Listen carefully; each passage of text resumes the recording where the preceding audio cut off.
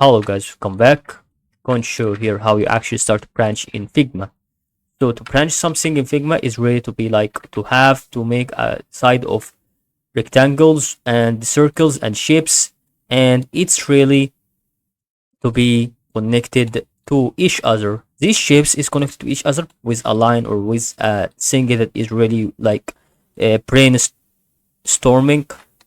And we would like to start right here to open team project file and started to go for branch icon, but it's really like to have actually go to all branch icon. Okay, create branch over here, and we have to see that it needs upgrade because you need have something that is related to the premium version or something that is related to the monthly subscription of it, so we can better go for plugins and then make branch. And here we are.